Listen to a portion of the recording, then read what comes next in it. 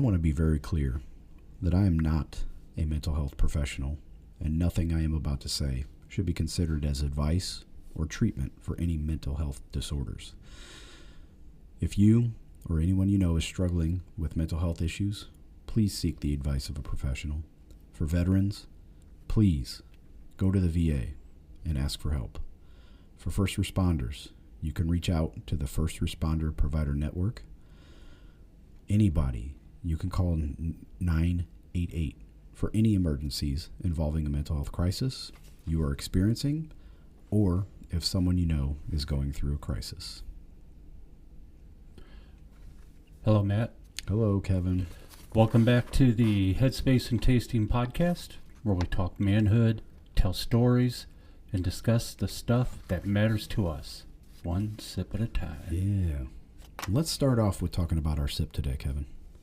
This is a donation. It is. From a listener, or at least a fan. Or my mom. Come on, man. All right.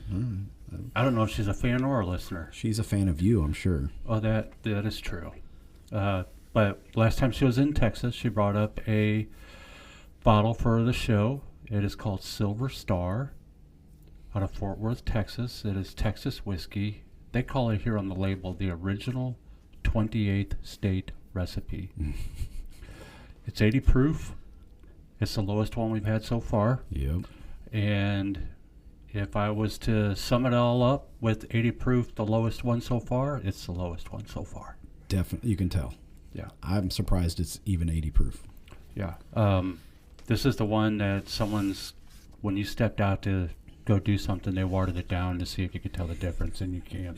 Yeah, like a shady bar that waters down their bottles right. at the end of the night. But it's supposedly known because they use Texas grain and Texas rain. Yeah.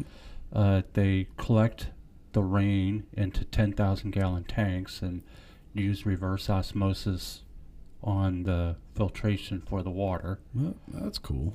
And then the grains are corn, rye, and barley, typical mash. But didn't I read they claim this is a bourbon mash that they used or something like that? Yes, right. And then there's what did I call it earlier? It's neutral. They use a neutral alcohol in it, which translates to vodka. Yeah. To mix in with it.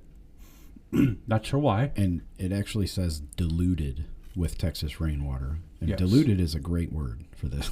Yeah. And you know what was the line we heard? That it tastes like somebody put a shot of vodka in a bottle of vodka, or no, a shot of whiskey in a bottle of vodka. Right. And you know what? Why not? I mean, we should have known right off the bat before even opening it. If you look at the back of the label, it has a lot number. Mm-hmm. It's blank. They didn't even have the courtesy to write down the lot number. Where's your quality control here, folks? This is a unique one because online you cannot find anything. Yeah, so this must be a very small distiller. Even their website doesn't even have this specific. What is it? Trinity River Distillery out of Fort Worth. Yeah. I saw 2 reviews I could find online. One from 2016, one from 2021. Neither one of them had the label that's on the bottle that we're looking at right now. But they got a very powerful endorsement, didn't they? Yeah, Joe Rogan said he liked it. I think Joe Rogan was just hunting money. Probably got an ad out of it. All right, so looking at it in the glass,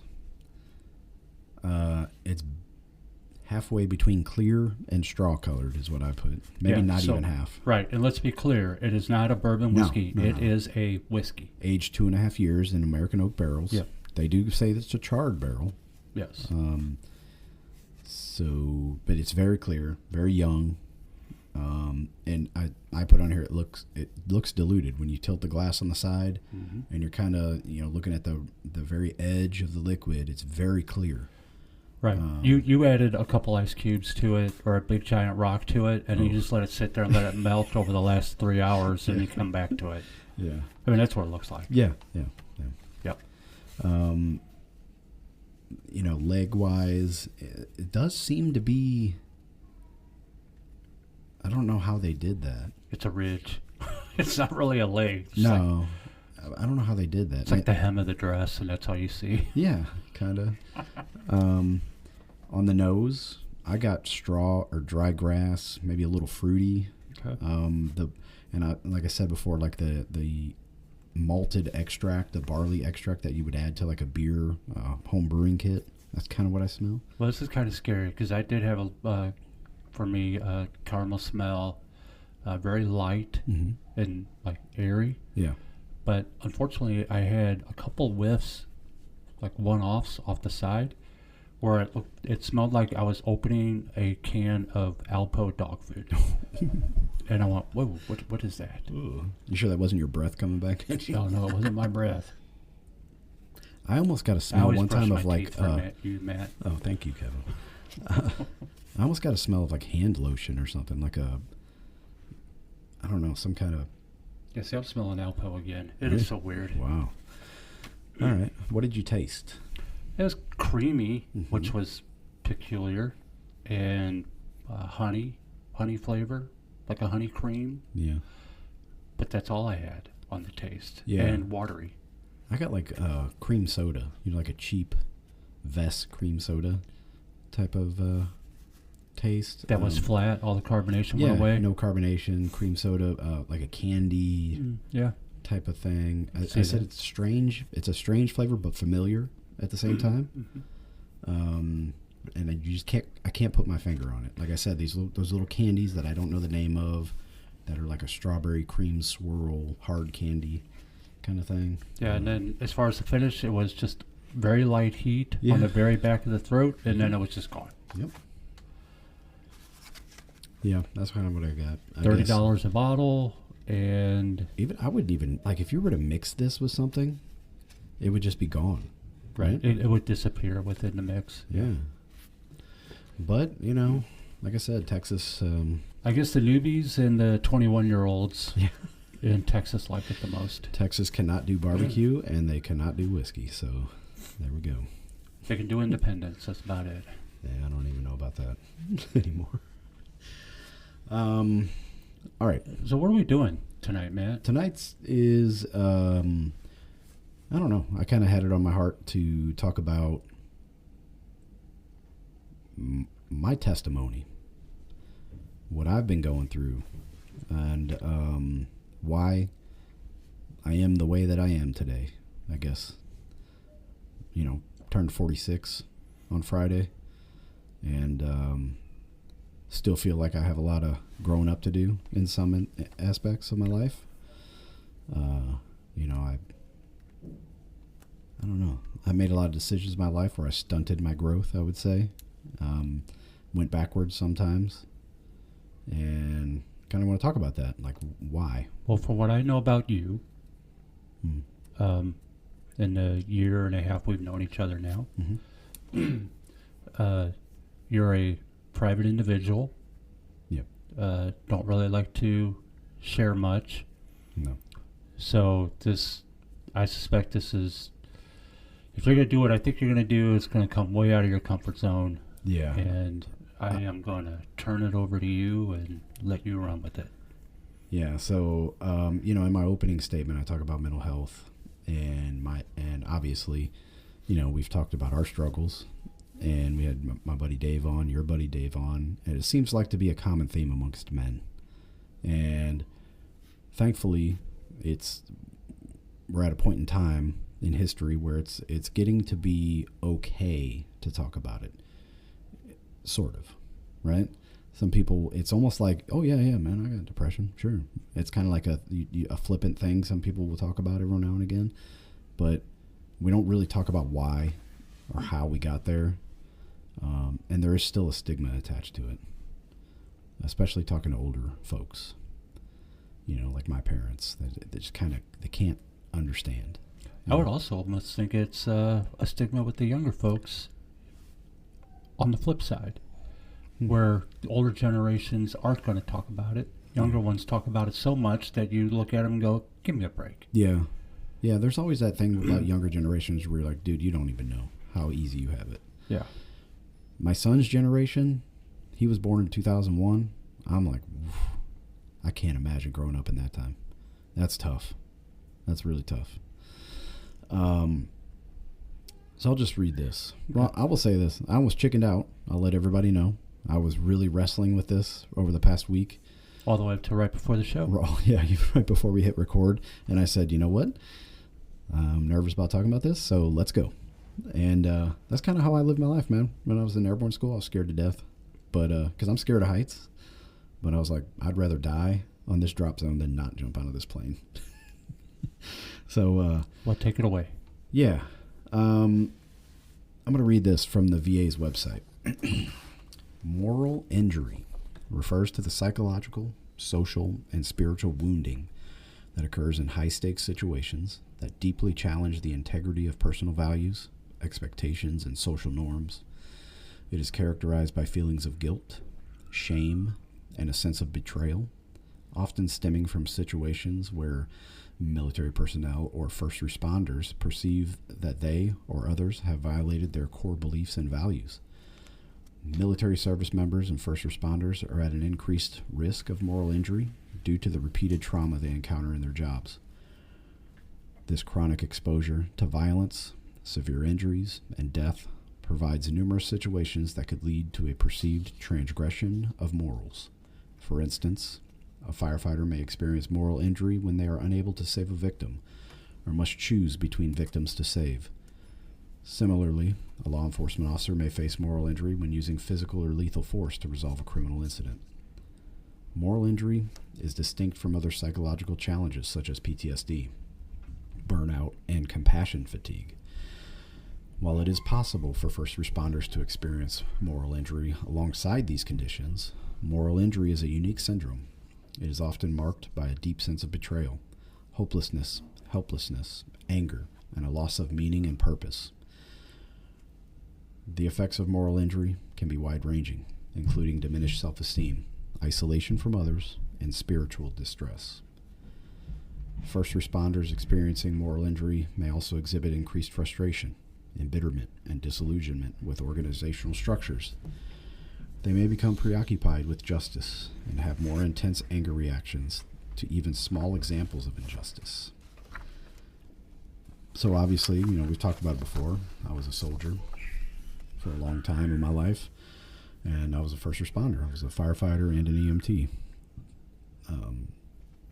I was a firefighter first. I got my EMT certification. Then I did both. I worked part-time on an ambulance to make extra money. So I was basically confronted by trauma 2 out of every 3 days of the week. Every third day, I would have a day off. But I joined the Army in 1996, actually, when I was 17 years old. I had my parents sign the papers for me. I enlisted, surprised everybody. That's what I wanted to do. And I left for basic training in August of 1997. And immediately realized that all of my romanticized visions of what military life was were completely false. And I had basically had the shock of my life. And, I saw Full Metal Jacket and all that kind of stuff, but I don't know if I was really there for the right reasons. I think I kind of joined the military to prove something to my dad or to maybe everybody in my family that I was tough or, doing something heroic, whatever. And then came 9/11. I joined in 97 when there was no wars going on, no active conflict. I think Kosovo just wrapped up. They were kind of still rotating through Bosnia and Kosovo and all that kind of, no big deal. I remember we bombed Afghanistan one time, and I thought that was weird. I didn't even know where Afghanistan was. I think that was like 98 maybe we did that, Clinton.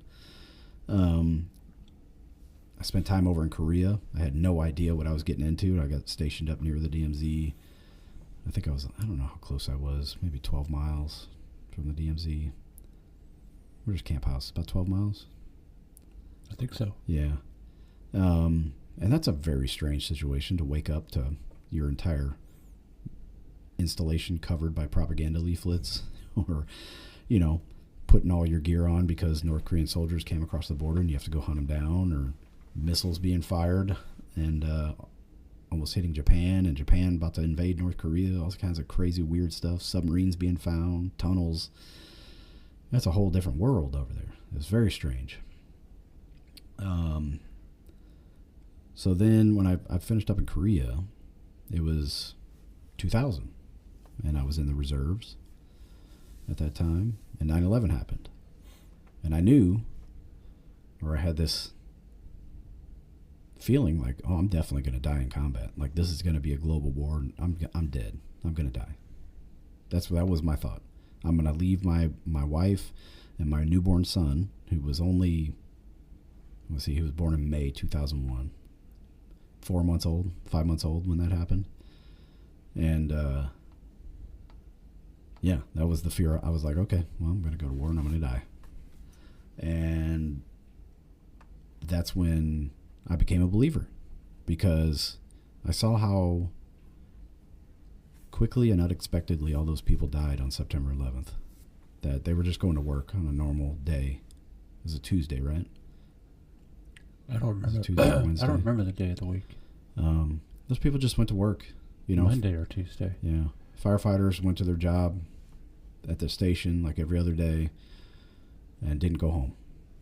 All those people in the buildings didn't go home. And I was just thinking, like, it could be over at any... That was the first time in my adult life it hit me like it could just all be over in an instant without knowing where you're going afterwards. And, you know, I reached out to the only Christian I knew, and that was the, you know, born-again Christian, my Aunt Dorothy, my Aunt Dottie Dot. And she explained to me the gospel, and I prayed to God to save my soul, asked for forgiveness, and I became a believer. And I joined this reserve unit that was a drill sergeant unit, which I had no idea that was a thing. But you weren't living here at the moment.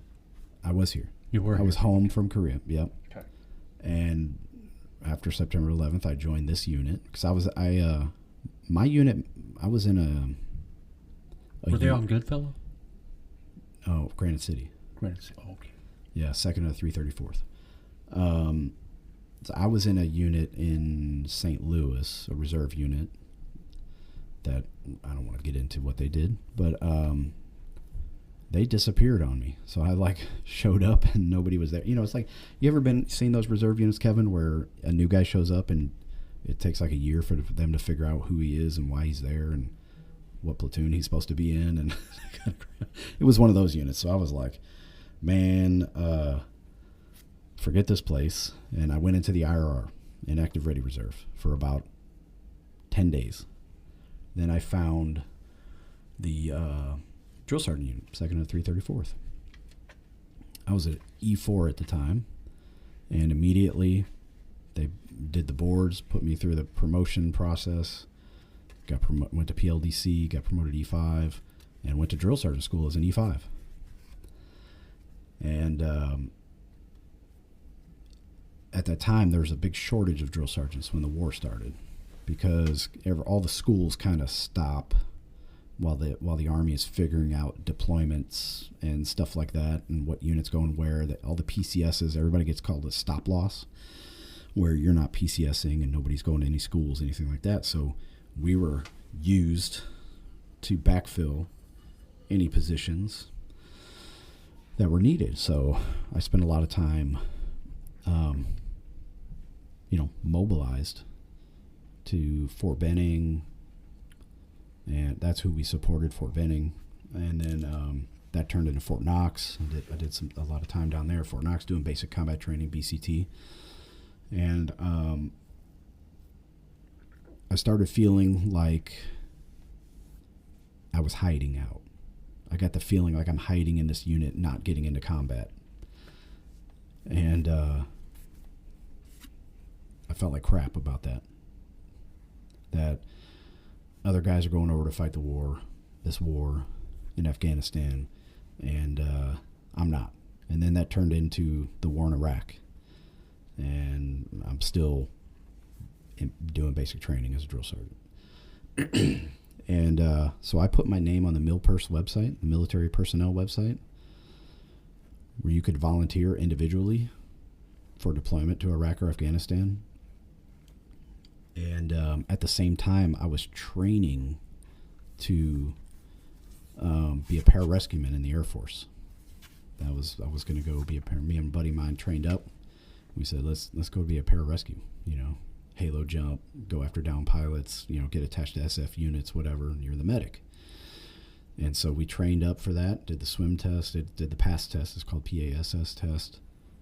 And we passed.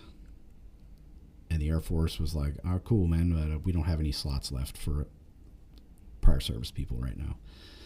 So we're like, okay, well, what do you have? He said, well, you can do combat controller. Okay, cool, sign me up. I'll do combat controller. Go through all the paperwork, do all the crap, testing. No, we're not taking prior service.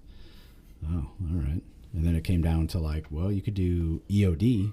And me being a former combat engineer, I was like, hell no, I'm not doing that. So I went to the Navy. And I said, how do I get in the SEAL program?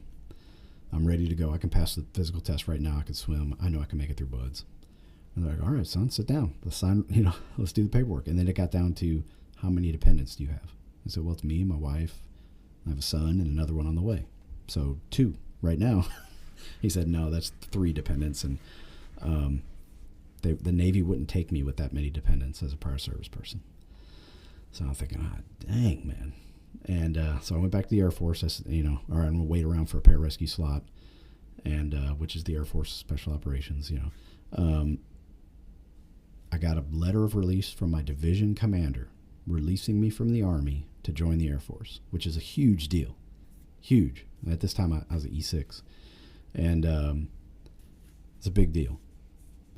But also, I got orders in the mail for Operation Iraqi Freedom and Operation Enduring Freedom, which was very weird to me. I was like, how the hell am I going to go to Iraq and Afghanistan? I thought I was going to be on a MIT team, training Iraqi soldiers or something like that.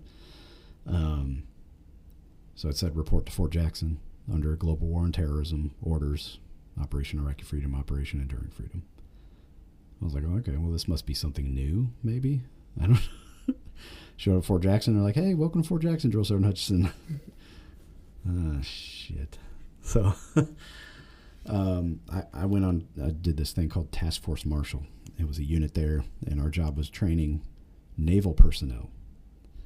And they were deploying straight from us to Iraq, Afghanistan, Djibouti, Horn of Africa, which I guess is Djibouti, Ethiopia, and the Philippines.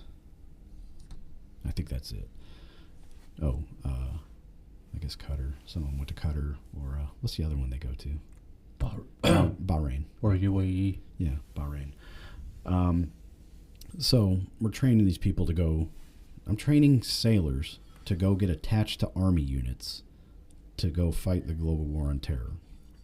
And I'm sitting here, haven't deployed yet, over to Iraq or Afghanistan to fight. And, I told myself, this is where God needs me. The Army needs me here to train these people. I'm an expert trainer. I'm very good at my job. And I'm going to get these people ready to go fight as if they were my people and I'm going to fight with them. And I took it very, very, very seriously. But I was there for 3 years. I extended for another tour. And I took it very seriously. I worked myself almost to death there and stressed myself out so bad I got burnt out. But at the time, we also had access to the SIPRNet, which I don't know what that stands for, but it's like the real-time after-action reports from troops in combat, troops in contact, incidents that were going on, IEDs, gunfights, stuff like that. So we could update our training almost real-time because we only had these dudes dudes. It was females too, but for 3 weeks before. I mean, they were in the Navy for 10 years, and now they're going to Iraq to be stuck with the 10th Mountain Division to go on patrols. Right. And they were doing like electronic warfare, jammers, frequency jammers, working in talks, admin jobs. We had dog handlers would come through with their attack dogs, and what do they call them? Shore patrols, MPs. We had bomb sniffing dogs would come through. We had EOD folks. I think I even had a Marine chaplain assistant came through one time. That was pretty cool. Then we started getting Air Force people. But it was a cool job. It was very rewarding. And the reports we were getting back were like, thank you so much for all this training. It saved my life. We got into this situation, and I remembered my time at Fort Jackson, and training kicked in, blah, blah, blah. It was great. But the whole time I'm getting like more and more depressed. And I started hearing reports of like some of my buddies getting hurt. And then I got there for 2006. So, the surge was going on, and I'm thinking like, why the hell didn't I get picked to go over? But at the same time, I'm thankful that I didn't. So I felt like crap for having those feelings of like, at least I'm not there. But then I wanted to be there. It's very, very conflicting, very hard to explain the feeling of, I feel like I missed out, but also I'm extremely thankful that I'd missed out at the same time. So this whole time, man, I'm married, kids are growing up. I'm working 15, 16 hours a day, training these guys. I leave home at like 3:30 so we can come do PT, and I was working out twice a day, and I was preparing myself for my next step. I had plans to go to Special Forces selection. I was going to re-enlist on active duty and go to Fort Bragg and go to Special Forces selection. I got airborne qualified, but I got injured. I became a level 3 combatives instructor, which, there's 4 levels. I became level 3. I had a slot for Ranger School, but I got pulled from that because I just finished 3 consecutive combatives courses. And that got taken away from me, and I was really pissed. I was super motivated, man. Like when I knew there was a Ranger slot available, I did my PT test in the morning. I worked on the rifle range all day, and then I did my 12-mile road march that evening. And then the next day I did my 5-mile run, or my 5K run. You have to do a 5K and a pull-up test. And, I'm like doing my 12-mile road march, and I'm reciting the Ranger Creed, trying to memorize, getting ready to go because I'm going in a couple days. I just finished level 3 combatives like 2 days earlier. I still had, black eye and cuts and bruises and stuff on me, but I was like, I don't care, I'll go. I'm going. I was old, man. I was like 32, 33, I think, which is pretty old to be going through Ranger School. Mm-hmm. But I didn't care. I was going to die trying, because I wanted to do something. And unfortunately, my injury stopped me cold. I hurt my back. I had an undiagnosed, probably mild traumatic brain injury. Started having anxiety attacks. Started putting on weight. I was having issues with being out in public. Couldn't be in crowded spaces. Couldn't go to my son's school plays. All sorts of weird stuff was going on that I didn't know what it was. I would wake up in the middle of the night, think I'm dying, just covered in sweat, crying. And I didn't know what was wrong with me, and I thought I was going insane. And that's not something you go to your command and say, hey, I know we got to go work on a rifle range today, but last night, I thought I was dying, and but I guess I'm okay now. But I think I might need to go to see a doctor, maybe. I don't know. You just didn't do that. I didn't go to a doctor for anything. I didn't even, when I got knocked unconscious on the drop zone at Fort Benning, and thought I broke my back. I didn't say anything. I just got up. I wiggled my toes. Okay, back's not broken. Get up, carry your crap, get on the bus, go back to the chute shack, get another parachute. You know, too tough for my own good, I guess. Or what do they say? If you're going to be dumb, you better be tough. I think that's probably more like it. You know, ego, bravado, whatever you want to call it. It was no good for me, man. I was hurting myself. I was really, really hurting myself and doing damage to my body. I would drink Monster Energy drinks all day for energy. I would do a pre-workout, lift weights, and then go home, eat a crappy dinner, stay up till midnight, get up at 3 the next morning, drink a Monster while on my way to work, go run 5 miles with the PT, you know, just destroying myself. And looking back, it was self-destruction is really what it was, because I felt like a piece of crap that I didn't go to war. You know, and I talked to all my buddies who are combat veterans. They're like, dude, you didn't miss anything. I'm like, I wish I was in your shoes. And it's such a weird conversation to have. Like, well, I wish I was in your shoes. No, dude, I wish I was in yours. You know, back and forth. Anyway, getting down to the end of my time, I'd lost all faith in our government. You know, crap was going in, and I was like, why are we even in Iraq? My buddy sending me pictures from Afghanistan of him guarding a pot field and telling me, like, yeah, we're about to go raid the warlord next door because he's a competitor for this warlord, and this guy's got more power with the Taliban, so we need him on our side. And I'm just like, what are we doing here, man? Really became disillusioned. And it came to a point at that time I was going to re-enlist, go to selection. But I had my re-enlistment, Obama administration came out with this rule. If you had more than 11 years, I think it was more than 11 years, your next enlistment is your last enlistment. It's indefinite. And I was like, well, I might be dumb, but I'm not that dumb. I'm not doing that. So I said, I'm going to go to college. I'm going to get out and go to college. And, you know, my last year I was in, me and my wife started struggling. I started to drift away from my faith, drift away from church, drift away from, I don't want to say drift away from my family. I think I actually got more intensely focused on my family, but in the wrong ways, trying to control everything that was going on.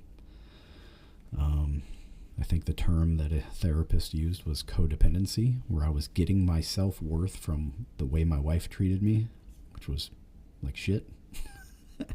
So I felt like that, and I was everything. You know, Kevin, you know me. I'm a perfectionist.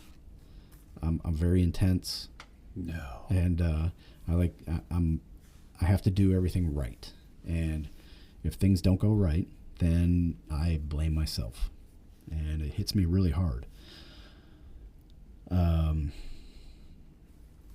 So I got out, went to college, started working, and just felt completely lost. I hated life.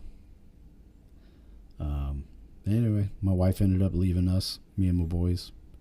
Had an affair with her boss and ran off with him and left me to be a single dad. And that was a dark, dark place for me to be in.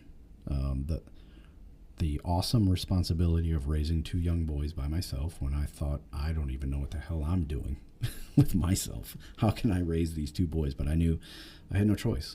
It's either do or die. I have no choice. So I did what I had to do. This was the beginning of online dating, I guess. Maybe it was in full swing, and I discovered Tinder and these online dating sites. And, I was promiscuous, I guess is the word to use. I was hoeing around, doing all the wrong things. And violating my own code of honor and ethics is really what it came down to. I felt like I had dishonored myself by not going to combat, first of all. And I felt like I was dishonoring myself by being promiscuous and sleeping around with all these random women that I hooked up with online. And I thought that I was chasing pleasure instead of happiness is really what I was doing. And it's hollow and unhealthy, unsafe, and honestly, I feel disgusted by my behavior. After my divorce, I completely stopped going to church. I stopped praying. I stopped everything. I thought, God didn't answer my prayers to save my marriage, and I was angry. And I started drinking, and drinking more, partying more. Probably, just to be honest, I would have multiple dates in one night. I would go hook up with one girl, and then later that night go hook up with another girl, and it was pretty terrible looking back on it. And the shame and guilt that I feel over this still weighs on me today. Like it haunts me, the way that I behaved and how I violated my own code of honor, my own, ethical, what I claim to be, One major turning point in my life was when I decided I didn't want to be alone and isolated, and I started volunteering at the fire department. And I knew there was a hole in my body, like there was a hole in my soul. And I thought being a firefighter was going to fill it. So I started volunteering. Then eventually I quit my job and went full-time. And some of the things that I did when I was a firefighter,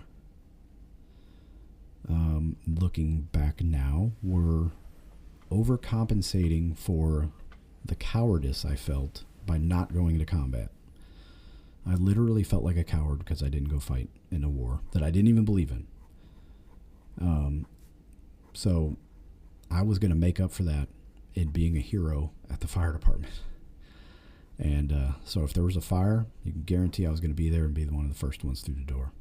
If there was a flood and somebody needs to be rescued, I'm jumping in the water to go save them. If it's a gruesome, horrible accident, murder scene, somebody had been dead in the house for months, whatever, I'm there. I was in the thick of all of it. And the trauma that I put myself through really, really took its toll on me. And I thought I could handle it. I thought, like, I'm built for this. This is what I was put on this earth for. And that was just pure ego talking. And that stuff haunts me still.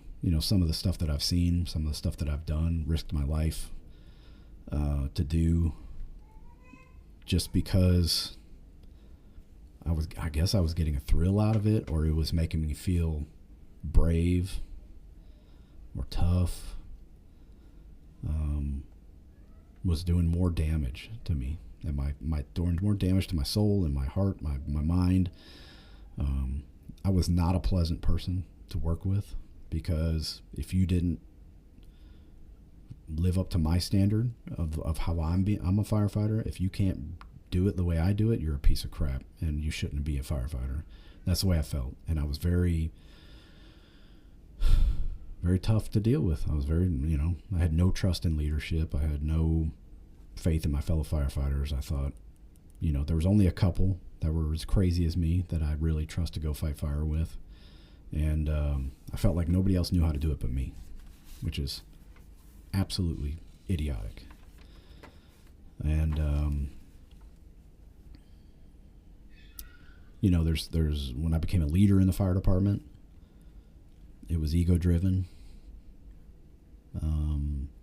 The last fire I fought, I think we talked about it before, was a fatal fire where a woman died.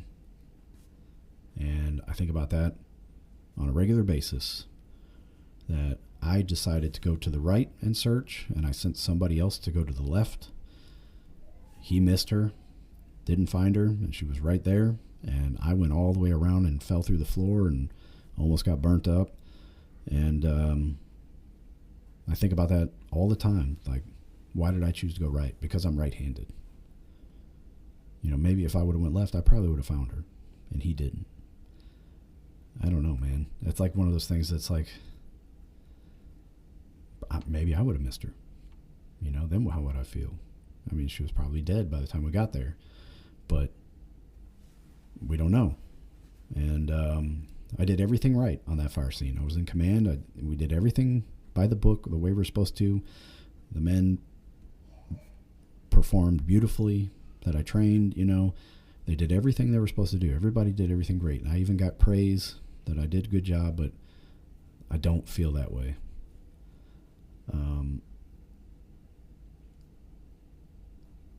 So then I met Caitlin. And she ruined everything for me. She ruined she ruined my downward spiral, I should say. She saved my life. And I think God put her in my life for a reason.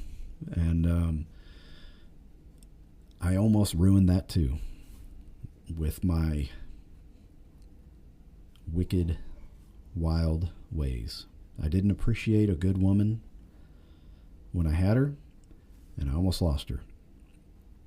Thankfully, she is extremely stubborn and tough, and she loves me, and she knew it. She knew I loved her, and she wasn't going to let me go. So thank God for that. We got married, and we're living our life there, but I wasn't happy. I was getting homesick. My dad got cancer and needed help. My mom and dad needed help, and we decided we were going to move home to Missouri, which is great. One of the best decisions I ever made, because I love being home. I love being here now. And I got a great job, a great company, met Kevin. We started this brotherhood together. You know, we have a riding buddy that we're going to go on a Katy Trail with. And most importantly, I answered the calling that I knew was there all along to return to God. And I knew I had to submit to the will of God. And usually I'm like a goat, you know, stubborn, headstrong. I'm going to do this myself, my way. But, you know, I don't know. Who was that in the Bible that wrestled with God? Jacob wrestled with God, and then God just touched his hip, and it was over. God was like, all right, that's enough playtime. And that kind of thing, you know. But it wasn't a harsh, fear-based response like when I first became a believer. It was a more loving, prodigal son returning feeling of like, it's okay, man. I never left you. You might have went out and left me. You think you left me, but you didn't. I'm still here, son. Welcome home. And that's really the feeling I got the first time I went back to church and opened up my dusty Bible that I've had since I was a believer and that I hadn't read for 10 years. And so that I really felt like, wow, this is what love is, unconditional. And, you know, I have unconditional love for my children, for my wife, and, you know, to feel that yourself, you know, from my wife who loves me unconditionally, but from my God who loves me unconditionally is something special that I didn't think I would ever feel that feeling up to me. You know, I was raised Catholic, which is a very scary religion to grow up in. You know, it's always like you have to work harder, do more type of thing. So that's it, man. The prodigal son, I really feel like, you know, I'm nobody special. I don't feel that I am, but I do feel like I definitely had this put on my heart to talk about this, that I am flawed. I'm a flawed individual, and I am nothing but a sinner saved by the grace of God. When, I'm not perfect. I make mistakes a lot. I can be harsh and angry and intimidating and use hard words sometimes. There's all these different things, flaws that I have, a lot of them. But,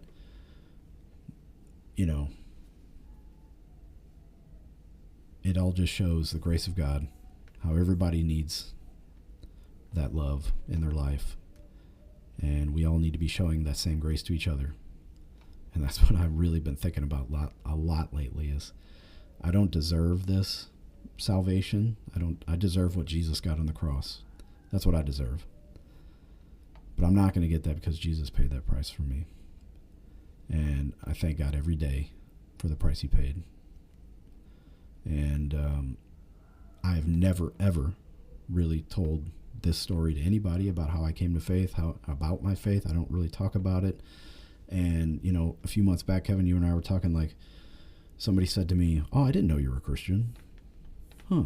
And I'm thinking to myself, like, wow, what kind of a perception am I putting out there where people would think I'm not a Christian? Right. And what would it look like for me to show people that I am a Christian? How would I do that? What does that look like? Show grace and forgiveness, be kind, love them in love, be generous, and talk about your faith, man. Like, we're not supposed to keep this stuff private. We're not supposed to be quiet about it. We should be joyful and share with other people because we want other people to know the joy of salvation. I guess, kind of, all my notes are kind of gone here. But, the moral injury thing that I talk about, that, I don't know. I don't know if it's spiritual warfare, which it very well could be. If it's just me being too hard on myself and not forgiving myself for mistakes of my past, for the sins of my past, where I should, be, because my sins are forgiven. And maybe I should start living that way. I still wake up in the middle of the night with panics, Is it a maybe? Or should you? No, there's no maybe about it. Yeah. Right. Yeah, I should forgive myself. And it's something I'm working on. I really am. Trying to talk to myself in my quiet time when I'm praying and just be like, dude, leave it behind you. And when Peter was walking on the water towards Jesus and he cried out, for Jesus to save him, he's like, why are you worried about these waves that are going around you? I'm here. Don't worry. Don't look at the waves. Keep your head up. Don't, I'm paraphrasing obviously, but it's like BJ, when you get into your mind on what it is, something might be holding you back, or you have a regret, or you can't get past it. Yeah. just throw out BJ before Jesus, before Jesus, before Jesus, and then it's past. Yeah. I mean, you're not going to do anything about that. Well, here's recently what I've been going through, right? So I'm going to the VA. It took me 11 years to go to the VA. Yeah, well, to ask for help. And you're right. That I've seen a big change in you in the last month. Yeah. Since you started going to the VA. It's hard on me. I don't feel like I deserve it. I feel like there are guys who went through worse stuff than me and who are hurt more than me, and I don't deserve it because I didn't go to combat. But the fact of the matter is I raised my right hand multiple times. Multiple times. My number wasn't called. And I got hurt bad when I was in the Army, and it has lasting effects on my life every day. Like, I can't lay on my right side for longer than 15 minutes without my foot going numb. There's crazy stuff that's going on. I've had a skin condition for decades. I have these, anxiety attacks that just started out of the blue, after being a drill sergeant for so long. And I finally had to swallow my pride and be like, I need help with this stuff. Like I need, it's, you know, and I went to the VA and it was so refreshing because the only thing they said to me was, how can we help you? You know, what can we do to help? What's hurting? And, yeah, it's just so, and going to all these doctors' appointments that I've been going to lately, and I have to get an MRI, and I got to go to a dermatologist. I got to go do this. It's so depressing to take stock of how bad a shape you're in when you used to be I was a high level athlete. I was, you know, CrossFit athlete. I was a jiu-jitsu practitioner, kickboxer. I ran, you know, 11-minute 2 miles. I could do it all. Carry 100 pounds for 12, 15 miles. And now it's hard to walk up the stairs. It's hard to get out of bed in the morning. You know, it hurts like hell when I get done riding my bike. I'm sore for a day or two. But it's okay. You know, it's depressing to think about, sure, but I'm really working now to not dwell on that and to be thankful for what I do have. But yeah, going to the VA fills me with anxiety for some reason. I get paranoid. I don't know. It's weird. Yeah. Because you're saying all this at the same time you're saying, I'm glad I went. Yeah. It's so strange. Where does it fit together? I don't know, man. I think, well, there's something to be said about facing your fears, about doing the uncomfortable stuff that you know is the right thing to do. Like right before we hit record, I was like, I'm scared to talk about this stuff. Yeah, but you did. Proud of you for doing it. Let's go. So that tells me I need to go. Yeah, but other men need to hear that. Yeah. I guess. Whether they served or not. Because every man has something that they battled with or are battling with. And what's that outlet? Yeah. I don't know. This podcast is my outlet, for sure. You know, our friendship, church, even my wife. My wife knows more about me than anybody else on the face of this earth. And, you know, when I wake her up in the middle of the night while I'm drenched in sweat having an anxiety attack, she thanks me for waking her up. You know, it's just, I'm so blessed to have her in my life. And you too, Kevin, and, you know, the company, the job I got is just amazing. And that's another thing, man. I get this stupid feeling of imposter syndrome a lot. Like, I don't know what I'm doing, and I shouldn't be in this position, and I'm gonna get any day now. I'm gonna get exposed because I don't know what I'm doing. And but it's just a lie. I feel like it's a lie the devil's whispering in my ear. Clearly.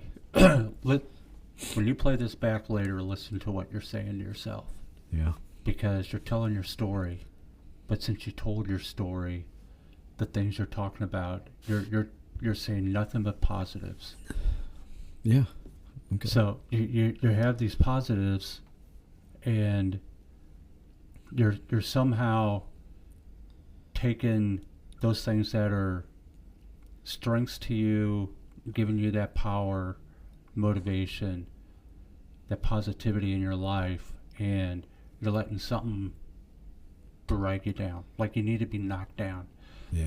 I have never thought anywhere, where is it that someone wrote or said you need to get sliced off at the knees, you know, like the Karate Kid, sweep the knee. Yeah, sweep the leg, Jimmy. You know, why? It's not there. Yeah. So, you know, I know that you've been writing more lately, taking good notes and trying to journal a bit. And, you know, one of the things I picked up recently that I dropped off for so long that it always seems helpful is always saying or writing out at least 10 things. What am I grateful for today? Mm. Or how did I make a difference today? Or what were the positive things I saw today?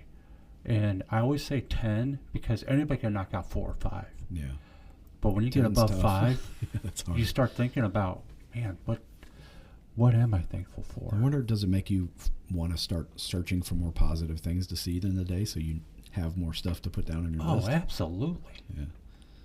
I mean, I watched a movie I haven't seen for years last night called Amazing Grace. Yeah, it's a great movie. The story of William Wilberforce, British politician, late 1700s. And there's a scene in the movie where, it rains all the time in London, Yeah. right? There's a scene in the movie where it isn't raining anymore, but the grass is wet. And he's sitting there up close looking at a flower, looking at a spider web, sitting on the wet grass, laying back looking up at the clouds. Yeah. And he was just mesmerized by it. And one of those things where I look at it every day, but I don't look at it. Yeah. And, that's the thing. Yeah. Emma's singing her song. See, she's making you laugh right now. Yeah, it's beautiful. Making you smile, not laugh. Yeah. So, you're surrounded with positivity. I am, for sure. And, during the day, today I was looking out the window like, man, this sky is beautiful. Even though it's 100 degrees outside. And, if I stepped outside, I'd be like, ugh, that's gross. But just looking at the blue sky, my wife, my daughter, they send texts me all day, and it makes me smile. And there's I have so much to be thankful for, and I'm definitely so blessed, super blessed, and super fortunate. Me and my wife were like, oh, we're so lucky. And then we're like, no, it's not luck. We're fortunate and we're blessed. There's no luck involved in this. And so we need to make sure we don't squander this. But man, it's just that at night, I don't know. That's when the demons start coming after me, I think, literally. I think, some of it was too my sleep apnea, where I was stopping breathing so much and for so long that my body was going into fight or flight, and it would get like a shot of adrenaline to get me to breathe again. So if I wear my CPAP, I don't have panic attacks at night. So, Are you waking up? I do wake up every once in a while and adjust the thing on my face, and or I'll wake up confused, like, what is this on my face? And I'm like, oh, there's some CPAP. But are you getting the sweats? No. I do in the morning. I do tend to sweat. Well, I'm wondering if you just take that as a sign that the sweats things you were getting has nothing to do with your mental capacity, or what you're going through, other than the fact that it was your body telling you, dude, you're suffocating yourself. Yeah, but I was also having night terrors and stuff like that. That stuff would happen. A lot of that, there's definitely a lot of traumatic events in the fire service that I need to work on. And that's another thing that's kind of sick about me, that I don't want to forget about those people, because I feel like some of them, nobody gave a shit about them, except for me. And a couple other guys that were trying to save their life. So the drug addicts and, drunk driving, people who are drunks doing stupid crap, or, just the homeless people that nobody cared about. And I feel like I don't want to, well, there's nothing wrong with not forgetting it, because that shows your compassion for others. Yeah. And maybe, realizing those things and not forgetting, and rather than let it weigh on you, take that and understand that you have a compassion for others. Yes. And apply it. Find a way to apply it today. I would say in your job that you do today, environmental health and safety, it translates. I believe so. And I think it shows too. Yes. We've had a hell of a week safety-wise. It's been rough, and that's where the imposter syndrome comes in. I blame myself for all this stuff happening, people getting hurt or whatever. And I'm like, damn, What did I do wrong? Because I'm a perfectionist, and we were doing so good. And then all of a sudden, it just, boom, one right after another. And I get frustrated and start blaming myself, and I lose sleep over it. And it's like, I'm going to lose my job because I'm a piece of crap, and people are getting hurt. And then I come to the realization, like, wait a second, this is not my fault. This is not my responsibility. And the people whose responsibility it is, I'm going to tell them that this is their responsibility and they need to step up. And it's getting to the point where they might start seeing the other side of me. You know, I've been nice and friendly and gracious. And, man, the Wolfman's about to come out. I'm getting pretty frustrated with it. Well, it gets people's attention. Yeah. Yeah, I really do. I tell these people all the time, I care about your safety. I really, really care about you. And I want you to be safe and not get hurt here at work. And I feel like everybody says that, but not a lot of people mean it. I really mean it. I really do feel bad for somebody who gets hurt at work. Like, dude, you're not volunteering to be here. They have to pay you to be here. And then you get hurt on top of that? Right. This is some bull crap, man. You know? So, I don't know, man. I'm a mess. I'm a little bit of a mess. And I think that kind of makes me, that's why I wanted to share my testimony, where I'm at right now as a believer in Christ, as somebody who's working through my faith and backsliding and failing and succeeding and learning and growing. But I'm 46 years old and I'm still trying to figure all this crap out. And, you know, you don't have to be a perfect person to be a Christian. No. And in fact, Jesus didn't come here for perfect people. He came here for the sinners and the broken.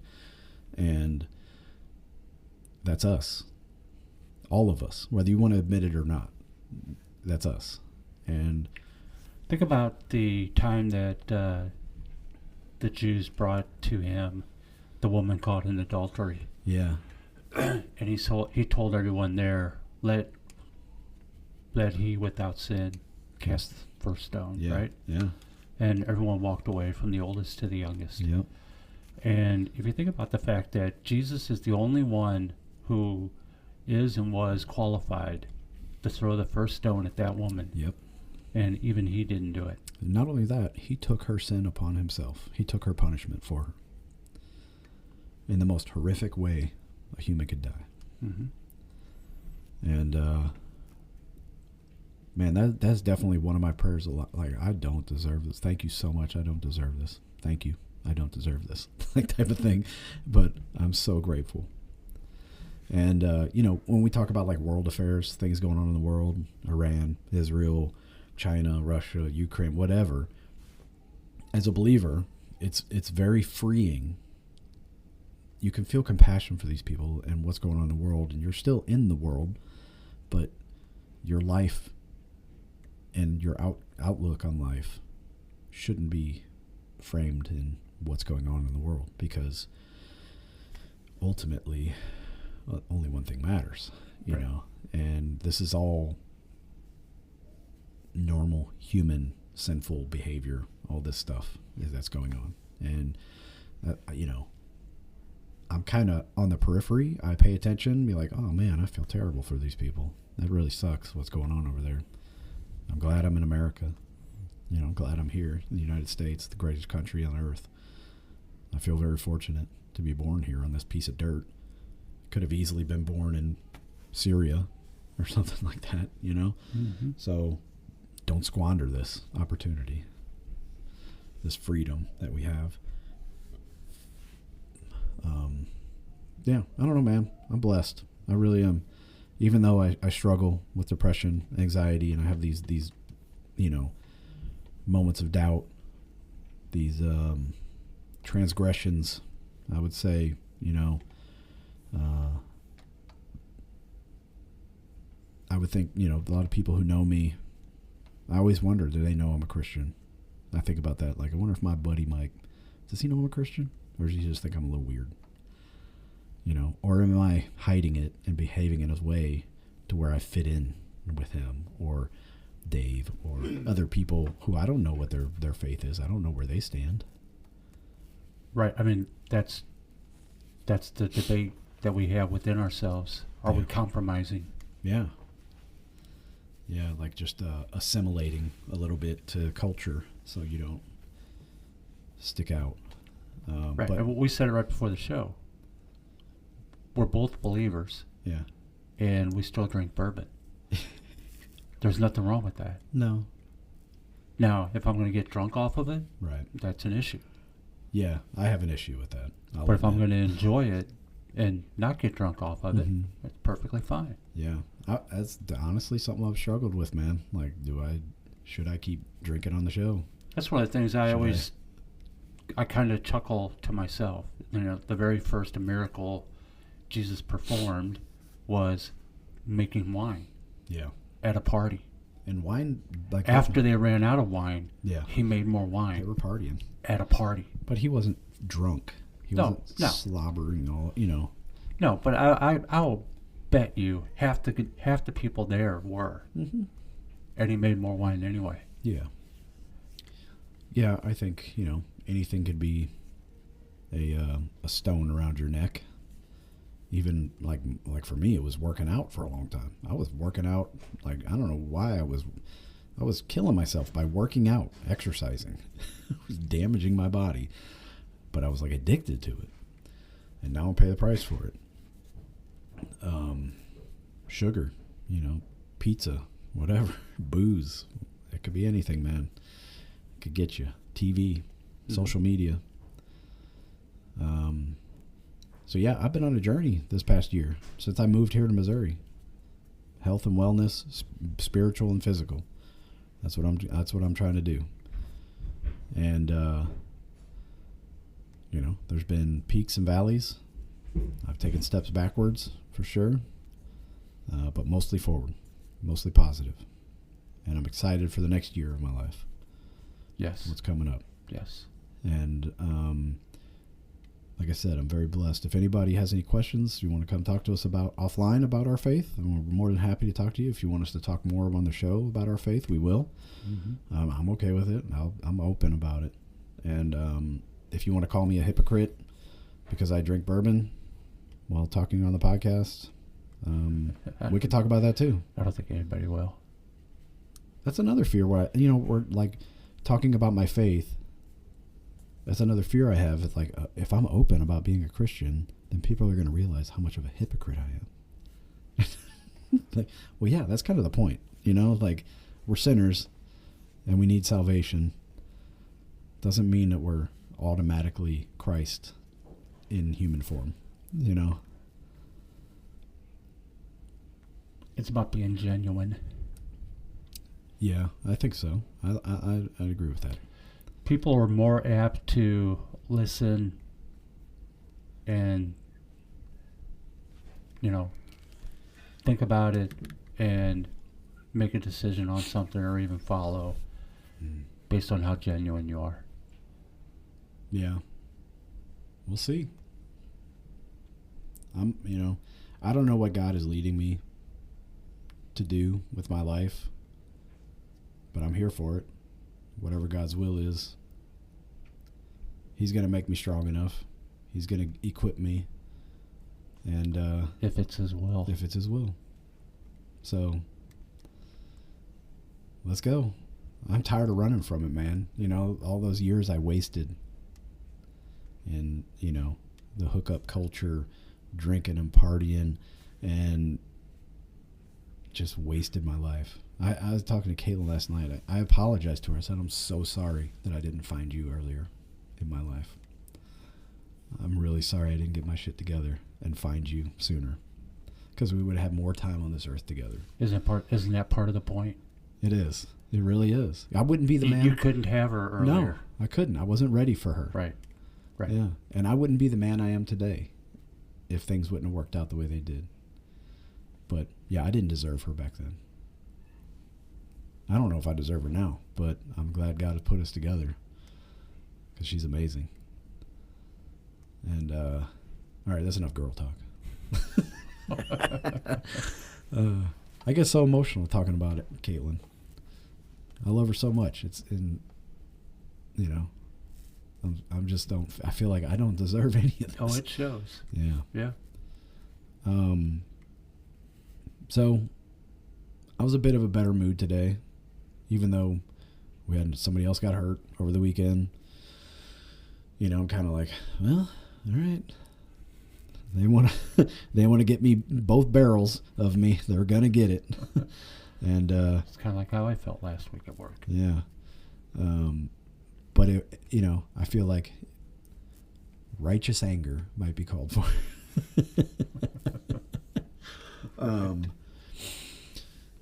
Anything else you want to talk about, Kevin? Yeah, I don't think so. No? All right. Well, I can't see. I took my glasses off. I can't see how far. We've got, next week's show is going to be a lot of fun. Looking forward to it. What's next week? It's our Independence Day. Oh, yeah. Yes. I have a feeling next week's show will be fun. That will be fun. Independence is one of my favorite things. Yeah. That will be fun. It's how many years now? 250 years. 250. Yep. 249. 249? 26 is 250. Oh, that's right. 1776. Yeah, I was thinking of Army birthday. We started the war. Yeah. 250 years ago. Yeah. Yeah, we should read the Declaration of Independence. That would be great. Not the whole thing. I was going to say that'll turn a lot of people off. Just the high points. Although, maybe our listeners need to actually sit and listen to someone reading it to them. Yeah, like Clockwork Orange, where you strap them to a chair and peel their eyes open. Read this. Have you forgotten? It's so unchristian-like. Did you see the Tucker Carlson Ted Cruz interaction? I did not. Oh boy, you should go see that. They're both pompous asses, but it was fun to watch. All right, I guess that's it. Thanks for listening. What would you rate this? How many stars did you give it in our little book that Caitlin bought us? Silver Star Texas Whiskey. Mm-hmm. Out of 5 stars, I rated it 1. Oof. Same. I did too. Thank you, Mama Speast, for buying this for us. Oh yeah, the appreciation of providing a bourbon or whiskey to this show is 5 out of 5 stars. Absolutely, every time. Every single time. Every time. Yeah. So if you want to donate and you want to get a 5-star rating for being a cool person, you can hit us up at showmemk@gmail.com, on Facebook, the Headspace and Tasting Podcast, on Twitter. Who's manning the Twitter account now? Do you do that still? I haven't touched Twitter. I deleted my Twitter account. I don't even have it. Oh, okay. Forget Twitter. Spotify. Yeah, I'm completely off social media. I don't have any social media. Well, I guess I have to get back on it. We're on YouTube as well. Yes, we're on YouTube. How's that going? How are our numbers looking on YouTube? I see the same number of views when I post it, so it hasn't changed. Oh, okay. The one with your uncle on has the most views. Okay. 9. Oh, we should have him back on. It's a big 9 views. It's a big draw. Yeah, it's fun. This whiskey that we tasted tonight that was donated, this is the last in our pile. So we're getting dry on donations. Love to see more. Yeah. We're almost to a point where we need to revisit our list and kind of start ranking them, huh? Yeah. So every 10, I've been posting, like every 10th episode. So after episode 10, I posted on Facebook our list. Okay. When I hit 20, posted our list. When we hit 30, I'll post the list again. Okay. All right, cool. So you can track them on Facebook and see what they all are. Yeah. We're going to try to reach out to a couple local distilleries to come visit. And that's it. Yeah. I got nothing else, man. I don't either. I'm ready to go sit with the family and relax. Thanks for sharing your story. You're welcome. I know it was kind of disjointed and I don't know. I need to polish it up a little bit, huh? Why? I don't know. I'm not polished, so right. Why should my story be? Right. It is what it is. Just like me. Exactly. All right. Thank you, folks. Peace out.